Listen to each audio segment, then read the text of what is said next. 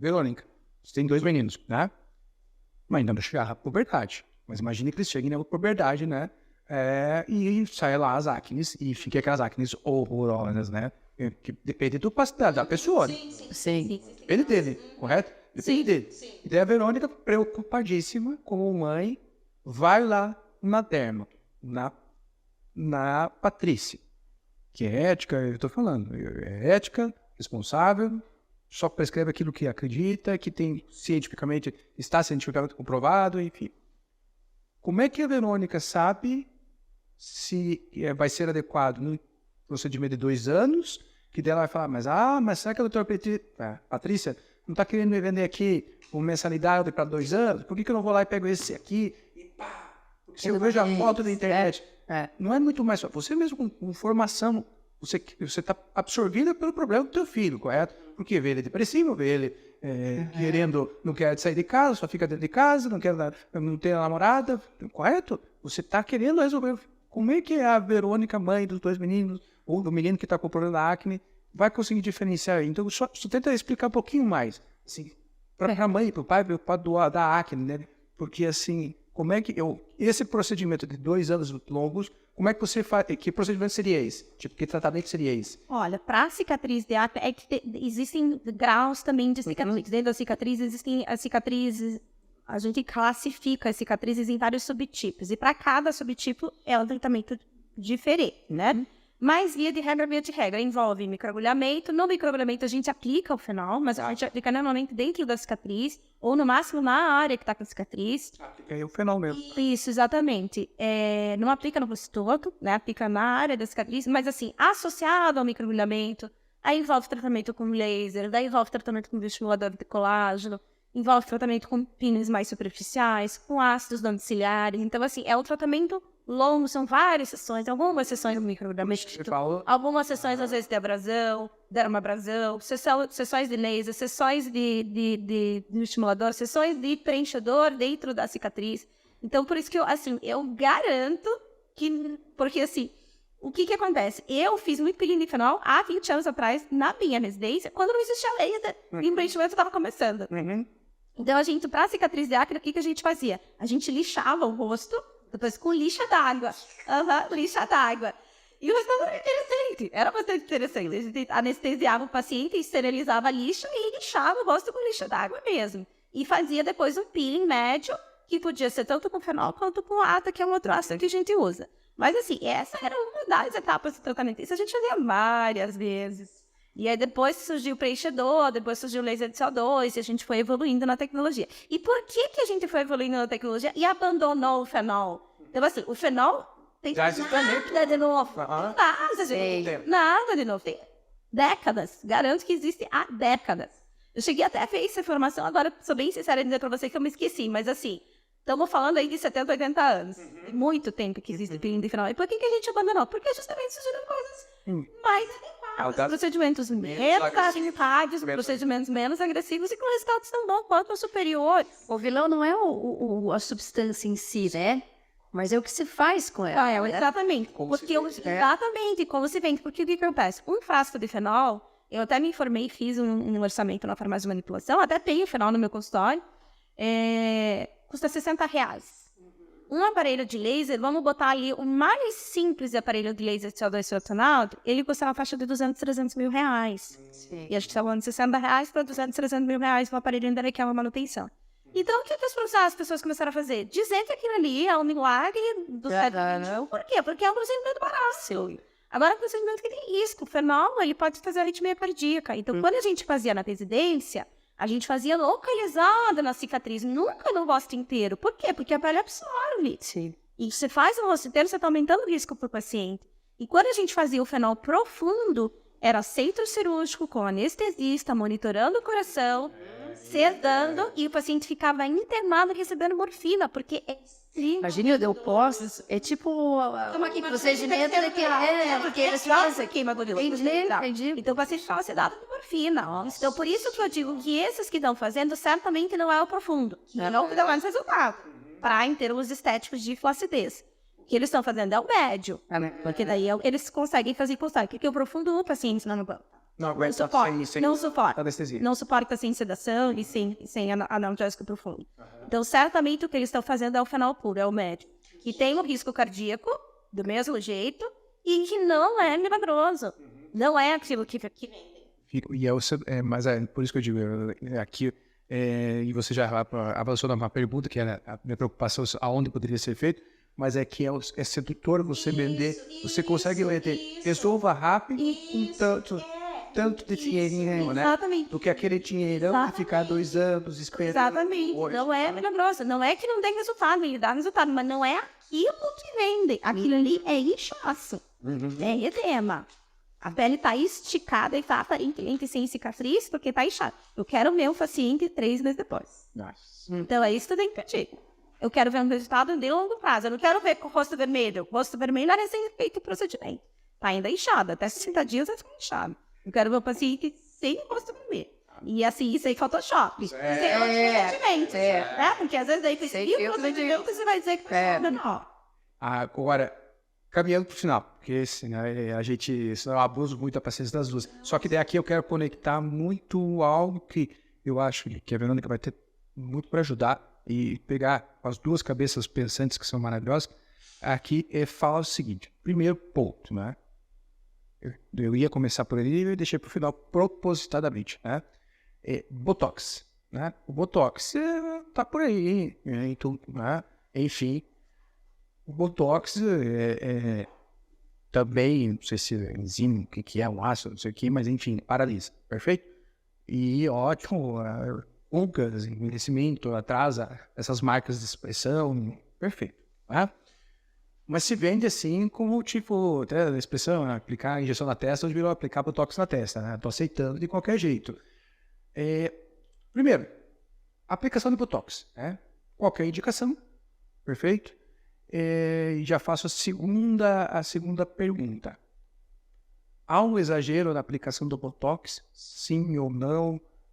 O que você vê da tua experiência, né? Porque para mim assim tá parecendo, qualquer profissional pode aplicar Botox e eu não vejo assim, tipo, não, mas olha, é só o dermato, ou é o dermato e daí o odontólogo, né? O dentista, não, mas daí é o dermato, o odontólogo, de repente tem lá no salão de beleza, na clínica de estética que é maravilhosa, tem lá alguém que se diz uma biomédica, mas é uma quase médica, e já não é biomédica, quase médica, e vai assim indo, né?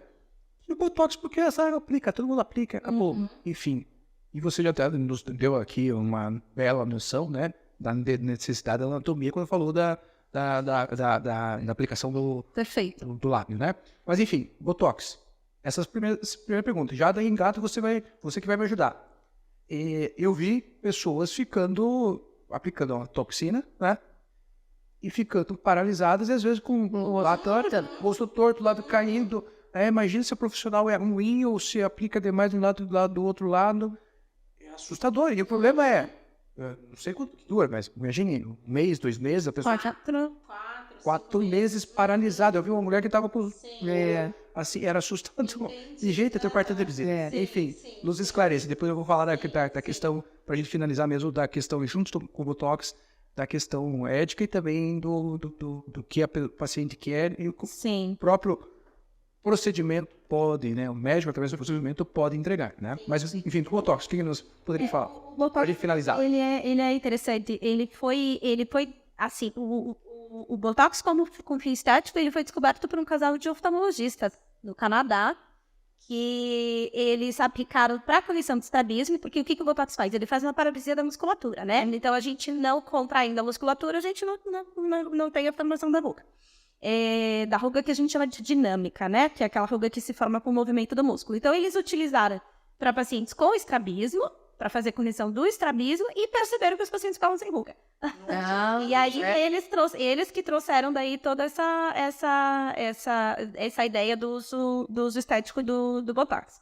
E assim, o Botox é uma medicação, ele vamos assim dizer, ele é utilizado de uma forma mais indiscriminada, justamente por ser considerado seguro, porque ele é seguro, porque justamente ele tem uma duração limitada. Então, se der alguma complicação, algum problema, aquilo ali sabe-se que vai durar pouco tempo. E a principal questão do Botox realmente é o conhecimento da anatomia. Porque a gente tem padrões de contração muscular, né? Então, nem todo mundo contrai musculatura de forma igual. Por exemplo, aqui o músculo frontal, tem algumas pessoas que têm músculo frontal inteiro, tem outras pessoas que têm 2 bandas do frontal. E padrão de contração de glabela, existem vários, né? Que é essa ruga de Bravo, que chama, né? Existem vários padrões diferentes de contrair, né? Talvez nós 3 aqui tenhamos 3 padrões diferentes. Tanto aqui de contrair a ruga de Brava, quanto, né, da expressão do susto, quanto do sorriso. Existem vários padrões de contração diferentes.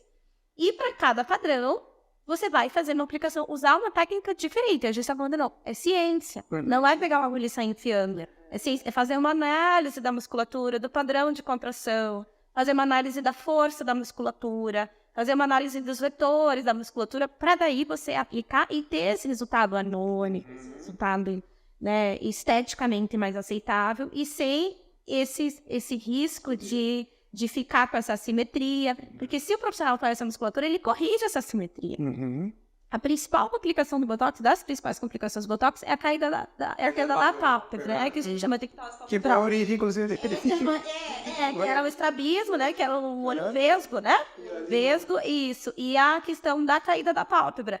Então, da queda da pálpebra, que é muito mais chato, porque quando isso acontece, a gente até usa de alguns artifícios para tentar gastar o Botox mais rápido, né? Então, tem alguns colírios, a própria eletroestimulação, fisioterapia, enfim, mas vai trazendo dolor para o paciente. Então, quanto mais a anatomia se conhece, menor o risco. Claro, o risco sempre vai existir. Não existe procedimento com risco 0. Até o profissional experiente pode acontecer isso, porque justamente pela questão que a gente falou da variabilidade anatômica. Claro. Mas quanto menos se conhece, maior a chance do risco. Antes de entrar na última pergunta que dei, essa que eu quero explorar, que eu já adiantei, quero explorar, que é o conflito interno e externo, né? O conflito do paciente, que gera também para o próprio médico. Eu só vou fazer um comentário, tomara que não seja o Leozinho de Ajandão. Para quem aí é bem novo, aqui a gente lê, vocês leem de tudo que eu sei também. Eu sempre falo assim, gente, leia, né, estude, como está aqui, eu não precisava ter esse momento e estou aqui querendo transmitir o conhecimento e estou aprendendo, isso que é o bacana. Não preciso estar na sala de aula. Gente, eu não preciso estar numa aula chata, eu pego uma aula boa e assisto a aula boa, então eu estou aprendendo. E eu estou falando, quando você estava falando aqui, eu estou lembrando de um post que eu fiz e deixei guardado, tá? Eu estava lendo um livro, A Arte de Ler Mentes, tá? E ele vai falando, quer dizer que ele vai ler a mente do cidadão? Entrar? Não é isso. Ele está falando como as expressões faciais e corporais nos dão a indicação do que a pessoa está pensando. Então ele usa um técnico, ele tem formação em psicologia, ele deu treinamento para FBI e ele fala, olha, se a pessoa está gostando do teu papo assim, se você quer ter simpatia, espere a pessoa. Então, se a Patrícia, por exemplo, está com a mão assim, eu vou colocar a mão assim, eu estou esperando ela. E ela vai simpatizar comigo. Se ela faz assim, eu também faço assim. E eu vou espelhando. O estelionatário faz isso sem saber. Tá? Ele faz isso sem saber. Sim. Sem saber. Psicólogo faz você. Psicólogo faz consciente, então, perfeito. E aí, agora veja que interessante, eu não tinha pensado nisso, viu? Veja como a gente não tem o direito, né, de raiva, mas olha que interessante. E eu estava falando, quando eu estava lendo esse livro, em algum momento ele dá a informação de que uma das técnicas usada lá pelos chineses, enfim, de mercado. Então, quando eles iam lá nos grandes mercados para fazer as vendas de produtos, eles ficavam se analisando. E o que eles fazem? Surge aquele óculos preto, que eles colocam o óculos preto para a pessoa não saber identificar o que ele está pensando. Os olhos dizem muito. E ele começa a usar o óculos preto para não identificar. E quando ele está falando tudo isso, de expressões e tal, eu falei, gente, olha, se chegar um cliente lá e falar, não, eu vou vender minha empresa, vale, sei lá, 50 milhões, 100 milhões. Vamos para a reunião? Falei, perfeito. Patrícia, Botox nele. deixa esse cara sem mexer no pote 3 ele vai parar lá. O que o outro vai saber? Tá gostando da minha conversa? Não tá gostando?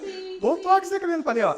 Se você quer ter sucessão, bota o botocão. Ah, parou. Você é carinha fingir. Não tem como você saber o que ele está pensando, gente. Mas é que eu digo, os insights vão surgindo e você veja como é. Mas realmente isso é verdade. Você paralisou alguém, você não consegue entender o que ela está sabendo, né?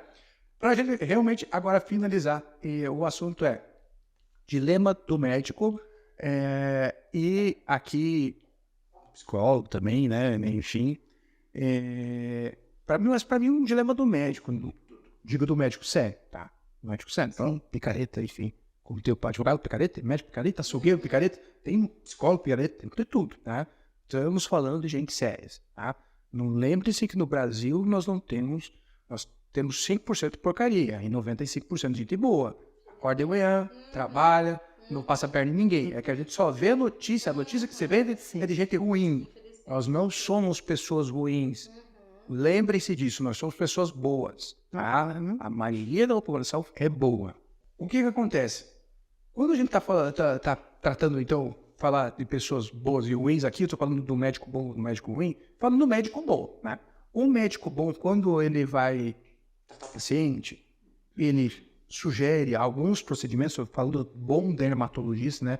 Sugere um procedimento aqui, um procedimento ali, faz uma harmonização, enfim, seja facial ou não, tipo, o conjunto ou não, vai vendendo os procedimentos interessantes para esse paciente, né?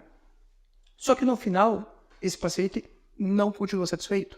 Tá? Que são aqui, eu vou trazer aqueles exemplos que são mais assim, que sabe, mais não é chocantes, tá? Mas são que aparecem na televisão. Quem tem TV a cabo, coloca aqueles canais e entretenimento, enfim, tá lá. Ah, eu quero virar o Ken humano. Ah, eu quero virar não sei quem. O que é o Orc, a mulher vampiro. Mulher vampiro e tal. É assim. Orc brasileira. É exatamente. Principalmente, vamos pegar o que quer virar o Ken humano ou outro que quer virar qualquer outra coisa. Enfim, o que quer virar o quer virar um personagem, a Barbie, né? Enfim, ele está numa constante necessidade de atingir algo que naturalmente ele não nasceu daquele jeito, correto? E vai fazendo o nariz, vai fazendo a bochecha, vai fazendo o cabelo, vai fazendo isso e cirurgia atrás de cirurgia. E chega no final, mesmo que ele queira, ele não consegue atingir aquilo, né? Aí o que eu pergunto para vocês agora aqui, as duas daí fazendo as suas opiniões, que daí são, obviamente, mais técnicos do que a minha, né? Não é que o meu achismo de vocês é tecnicismo. Primeiro, para você, Patrícia, médico tem o dever, daí já até adiantou um pouquinho, mas tem o dever de frear o paciente. Dizer isso não é para você. Eu vou falar como advogado. Tem processos que eu falo, não valerá a pena. Não faça isso. É muito pior. Usando uma expressão bem tonta, né? Tipo, se espremer, isso aqui não dá o suquinho. Espremer essa lareira não sai o suquinho, tá? Não vale a pena brigar. Tá? Então, para desestimular, porque eu sei quanto custa emocionalmente, não economicamente. O cliente tem economicamente para pagar, mas emocionalmente ele não tem suporte emocional para suportar aquela demanda. Eu tenho, para mim, é mais um processo, eu sou técnico, não sou eu que vou, perder o meu filho, deixar de ver meu filho, deixar de falar com um tio, com um parente, tá? Mas daí, para você, Patrícia, eu perguntaria, tá? Primeiro, como é que eu faço, o médico tem esse dever de aconselhar, de ser sincero, de falar, gente, mas não faça isso. Poxa, não vai, o benefício não vale a pena, o risco é muito grande. E no final, quem sabe você não atinge aquilo que você quer, tá? E daí eu peço para você, Verônica, para vocês daí já irem no debate, né? Do ponto de psicologia, né? Há uma diferença, como a gente se vê. Eu digo, eu tenho uma autoestima elevada para honorários. Tá? Eu sou muito bom, eu tenho que cobrar bem, eu tenho autoestima. Né? Eu tenho uma autoestima elevada. Né? Total. Assim, o cliente não sabe, mas eu tenho uma autoestima. Por isso que ele sempre acha que ele paga demais e eu sempre acho que ele paga de menos. Né? Mas aí tem aquele paciente que, ele se olha e sempre, você fala, gente, mas o que você quer consertar? Não tem como consertar isso. Deus do céu, você tem... Deus tem que castigar. Porque você é perfeito, ou você é perfeita, e você está querendo achar o defeito que ele não tem. Ah, mas tá aqui, não sei o quê. Surra de cinta, né? Poxa vida, essa bela mulher, o olho claro, o loiro, e aquela pele maravilhosa, alta, e daí, para, né? Puxa, então assim, pergunto pra você, já falei demais, enfim, daí pra você, Verônica, como é que funciona a cabeça nesse sentido? E porque daí, conectando, voltando daí pra Patrícia, que é o seguinte, olha o dilema do médico, né? Se ele não freia e ele propõe um determinado procedimento, e naquele procedimento dá um problema. Aí ele vai ser responsabilizado. Não deu problema, mas não atingiu o resultado e a pessoa ainda acha que ela continua feia. Também demanda o médico. É um paciente que é complicado de atender, né? O que vocês acham disso? Eu começo pela Patrícia, depois finalizamos com a Verônica, se vocês puderem. A relação médico-paciente, ela é baseada na confiança, né? Embora exista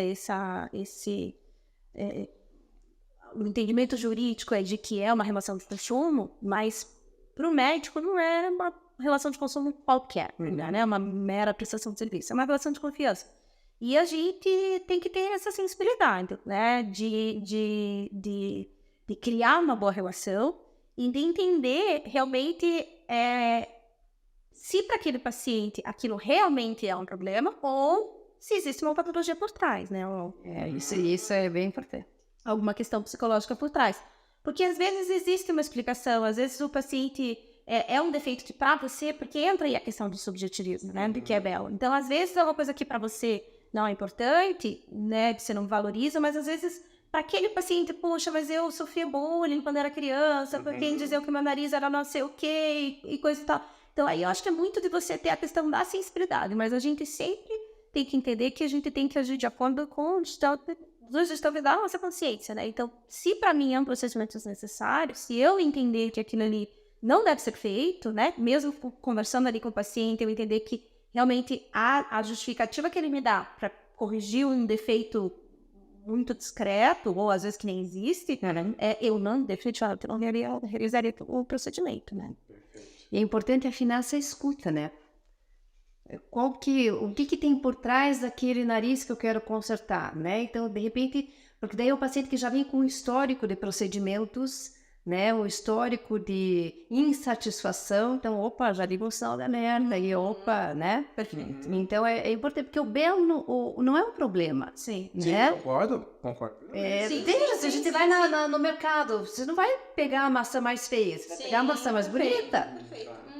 Né? Sim. Agora, o que está por trás disso? Sim. Né? Então, eu diria que sabe? Então, isso é bem importante. E assim, já finalizando mesmo, chega um momento você, com muito cuidado, obviamente, muita sensibilidade, encaminhar para um psicólogo o teu paciente, psiquiatra, né? Várias vezes. Várias vezes. Muito jeitinho, dando aquela... Claro. Segue os negócios. Isso, a gente começa a questionar a motivação, né? E às vezes a gente vê realmente assim, que a motivação é salvar o casamento, né? Talvez se eu emagrecer, se eu, né, não tiver ruga, talvez meu marido pode olhar.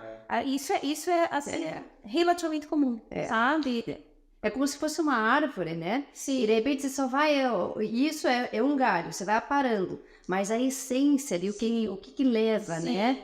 Isso é importante de ser tratado. Porque de repente, a partir do momento que você olha para isso, que você olha para dentro, pode ser que você nem tenha mais necessidade de fazer aquele procedimento. Perfeito. Eu sempre falo para o meu paciente, só para Não, também, né? Porque eu falo demais. Eu quero só falar uma coisa importante para nós todos aqui, tá? Sim. Eu arremato. Eu sempre falo para meus pacientes assim, que a vaidade, ela é inerente ao ser humano, né? Nós somos naturalmente vaidosos. E eu digo isso porque é só a gente observar essas comunidades tradicionais, né? Tribos indígenas, isoladas, não sofrendo influência de consumismo nem de influências, né?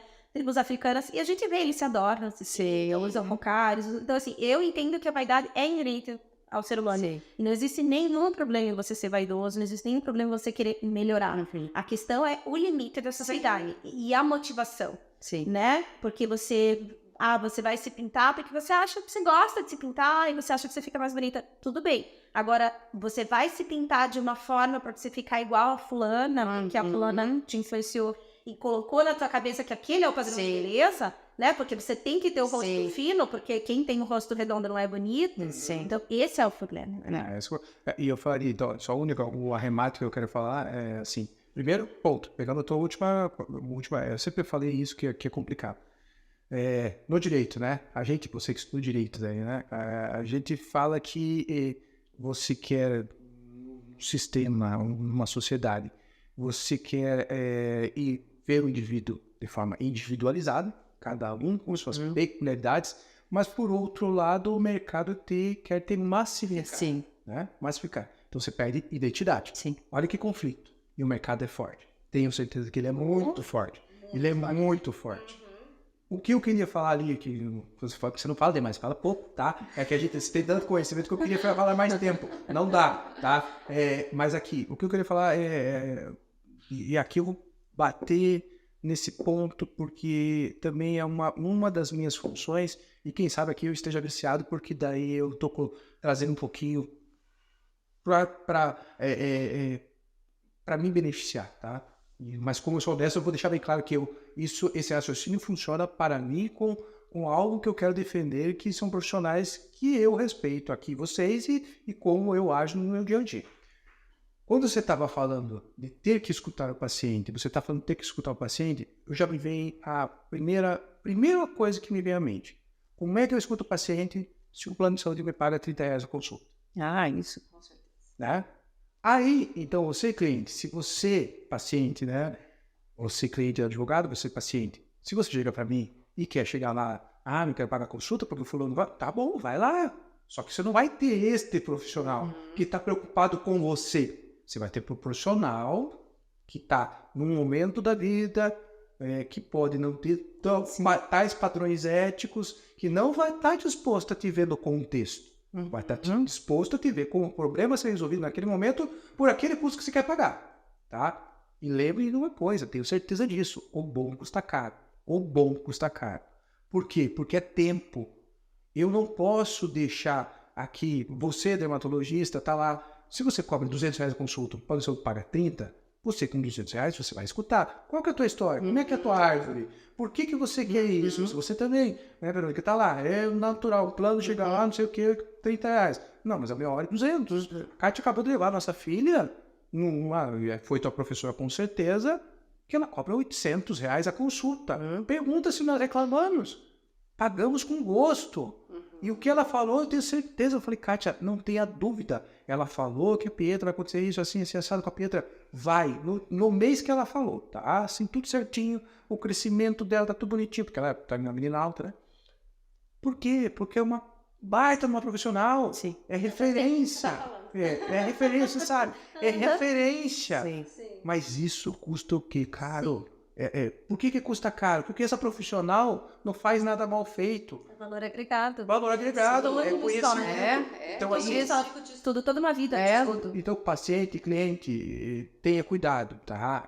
Claro, cada um na medida, né? Eu não tô querendo assim, não, tá bom, tá do teu bolso, põe a parte do plano, tenta tirar o melhor do teu plano e exige só do teu plano, tá?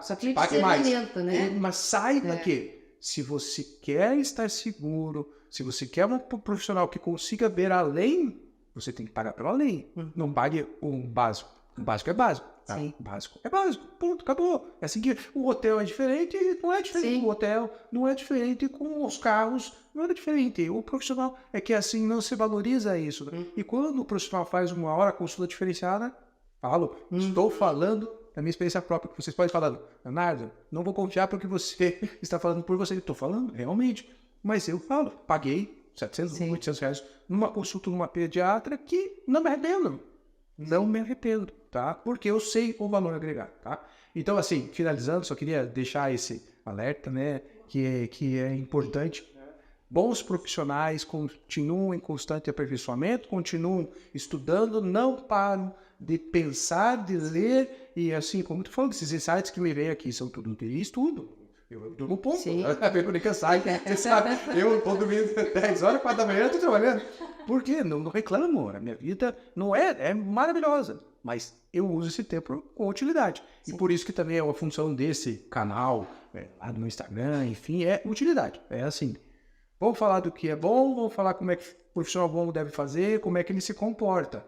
Aí você toma toda decisão. Ah, não, eu quero aquele profissional, eu quero o outro profissional e tá valendo. O mundo é isso, com isso. O que é belo para um vai ser belo para outro, enfim. Mas você tem que ter o subsídio para poder fazer, tomar a sua decisão de forma mais acertada. Com certeza. Não tenho como agradecer, né, Patrícia? Eu queria só o seguinte. Eu sei que você tem o Instagram, eu queria te falar daquele projeto pessoal, não vai dar, tá? Não vai dar, o tempo já alongou demais.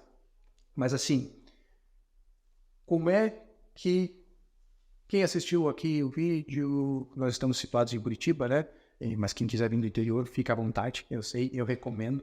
Mas quem quer conhecer a Patrícia, quer pegar com as dicas, que eu sei que você passa umas dicas também pelo Instagram, como é que ele te localiza? Em rede social, ou enfim, né? Se você quiser deixar claro, obviamente. Não, para. Não, minha rede social é DRA, de doutora, né? Patrícia Gurgel Dermato. Então lá, doutora Patrícia Gurgel Dermato. Pode procurar lá no Instagram, é perfeito, otimamente vai sair aqui nas letrinhas, aqui nas nossas, tanto na página do YouTube, quanto o nosso letreirinho ali, para ficar bem claro e procurar vocês, tá? Doutora Verônica, quer passar rede social? Quer passar rede social? Aonde que qualquer pessoa aí assim... O duro é o meu sobrenome. Tem que é esse. Escrita. Esse ali, ó. Se você conseguiu decorar o sobrenome dela e procurar, é porque você está disposto a ganhar desconto, hein? Ó, tem que ganhar desconto. Esse paciente tem que ganhar desconto, né? Não, se você vem por o sobrenome... Meu Instagram é Verônica Zigmiller, mas por favor escreva. Vai sair. Os caracteres aqui. Zigmiller, eu já anotei, tá? Então, Verônica Zigmiller, tá? Também consegue ter umas diquinhas, depois vai ter o teu curso lá. Você vai vir outra vez pra gente falar daí também do teu curso, falar de bullying, falar, enfim. Isso é importante falar de psicologia, né? Que é muito importante. Mas, Verônica, muito obrigado também por ter vindo, né? Eu que agradeço. Muito mais que satisfeito, feliz em ter duas pessoas maravilhosas, profissionais mais competentes, dar esse tempo e quem ganha com isso é a audiência. Muito obrigado às duas. Espero que vocês gostem. Gostou? Adiciona elas, acompanha elas. Acompanha lá o Leozinho no Leonardo Agostini 7676 e também aqui na página do YouTube, que é o @Leonardo Agostini, também com os conteúdos. Podcast cada 15 dias e daí sempre um vídeo novo, terças e quintas. Ok? Muito obrigado e até a próxima.